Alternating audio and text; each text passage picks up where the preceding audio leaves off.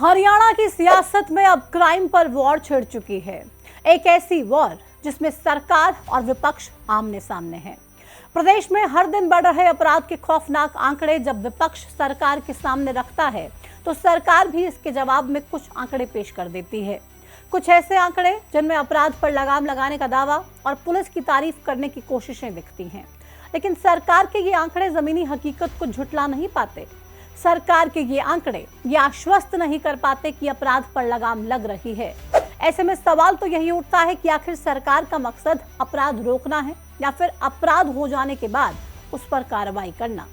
सवाल ये भी उठता है कि जब अपराध के खिलाफ कार्रवाई हो रही है तो फिर क्यों अपराध पर लगाम नहीं लग पा रही है।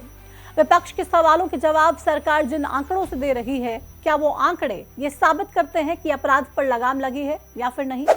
आज की इस वीडियो में हम आपको सत्ता पक्ष और विपक्ष के बीच छिड़ी इसी क्राइम वॉर के बारे में बताएंगे और समझाएंगे कि क्या सरकार आंकड़ों का खेल खेलकर बढ़ते अपराध से पल्ला झाड़ने की कोशिश कर रही है या फिर विपक्ष अपने आंकड़ों से जनता में भ्रम फैला रहा है। पिछले कुछ महीनों से हरियाणा में अपराध की ऐसी कहानियां सामने आ रही हैं जो पूरे देश को हिलाकर रख दे रही हैं। चाहे वो राधिका हत्याकांड की बात हो या फिर शराब ठेकेदारों के कत्ल की, चाहे बात अभय चौटाला को धमकी मिलने की हो या फिर व्यापारियों से फिरौती मांगे जाने की, लगातार होती ये वारदातें हरियाणा को पूरे देश में कलंकित कर रही हैं और इसीलिए प्रदेश में अपराध पर सियासत का रंग चढ़ गया है। सरकार को घेरने का विपक्ष के पास मुख्य मुद्दा अपराध और बेरोजगारी है। ये दोनों मुद्दे भले ही आपको अलग अलग लग रहे हों, लेकिन विपक्ष इन्हें एक साथ जोड़कर सरकार को घेर रहा है।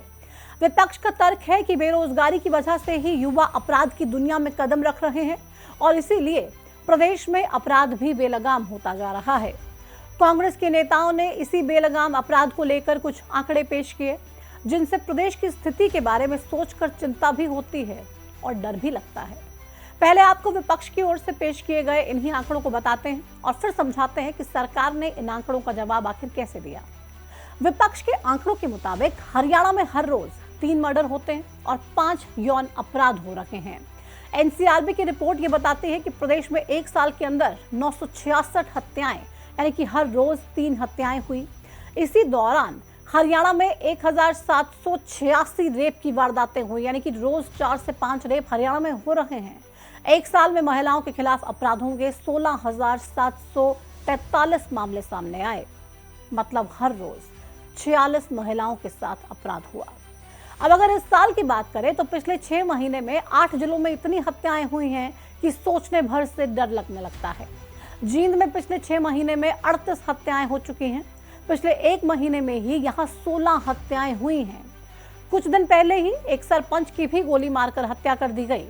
इसके अलावा फरीदाबाद में 41 हत्याएं, गुरुग्राम में 36, पानीपत में 25, कैथल में 21, करनाल में 20, कुरुक्षेत्र में 18, यमुनानगर में 15 और सिरसा में 11 हत्याएं हुई। अगर पूरा हिसाब लगाया जाए तो ये समझ में आता है कि महज 8 जिलों में ही 6 महीने में 225 लोगों की हत्याएं कर दी गई। प्रदेश में रोज 100 से ज्यादा चोरी, लूट, डकैती, फिरौती और अपहरण की वारदातें हो रही हैं। विपक्ष का ये आरोप है कि 2014-15 में महिलाओं के खिलाफ जितना अपराध था वो आज की तारीख में 2 गुना हो चुका है। हत्याएं, चोरी, लूट और धोखाधड़ी से इतर हरियाणा में पिछले कई महीनों से गैंगस्टर्स का खौफ भी लगातार बढ़ रहा है। कारोबारियों को फिरौती के लिए धमकी भरे कॉल आ रहे हैं और जान से मारने तक की धमकी दी जा रही है। जून के महीने में तो गैंगस्टर्स ने शराब के ठेकों की नीलामी में अड़ंगा डालकर सरकार को ही चुनौती दे दी थी। हाल ही में इनेलो के राष्ट्रीय अध्यक्ष अभय चौटाला को भी धमकी मिली। अब जरा सोचिए कि अपराध की ये टाइमलाइन इतनी लंबी है तो फिर प्रदेश में हालात कैसे बन गए होंगे। जाहिर सी बात है कि अगर अपराध बढ़ेगा तो प्रदेश में व्यापार कम होगा और रोजगार की कमी होगी। विपक्ष भी इसी एंगल से सरकार को घेर रहा है और यह आरोप लगा रहा है कि हरियाणा में बेतहाशा बेरोजगारी है और माफिया गैंग लगातार बेरोजगार युवाओं का इस्तेमाल कर रहे हैं और अपराध को बढ़ावा दे रहे हैं। विपक्षी नेताओं के मुताबिक गैंगस्टर्स युवाओं को 5,000 से 20,000 रुपए तक देते हैं और उनसे क्राइम करवाते हैं और फिर उन्हीं युवाओं को पुलिस पकड़ लेती है। अपराध के इस बढ़ते ग्राफ को लेकर अब विपक्ष ने सरकार से सवाल पूछे हैं कि क्या सरकार ने माफियाओं के सामने घुटने टेक दिए हैं? क्या हरियाणा का शासन गैंग ऑफ वासेपुर के हाथ में सौंप दिया गया है या फिर कानून का शासन खत्म हो गया है? अब सरकार ने विपक्ष के इन सवालों का जवाब कैसे दिया है वो भी आपको बताते हैं। कांग्रेस की ओर से लगाए गए इन आरोपों के जवाब में सरकार ने कुछ आंकड़े जारी किए और ये दावा किया कि प्रदेश में अपराध का ग्राफ गिरा है। नायब सरकार ने हुड्डा सरकार के समय हुए अपराध और मौजूदा अपराध के आंकड़ों की तुलना करते हुए बताया कि साल 2004 से 2014 तक अपराधों की सालाना बढ़ोतरी औसतन 18% के आसपास थी, जबकि 2014 से 2024 के बीच में स्नैचिंग को छोड़कर ये बढ़ोतरी अधिकतर माइनस में हो रही है। साल 2004 में हत्या के 733 मामले दर्ज हुए थे, जो 2014 में बढ़कर 1106 हो गए।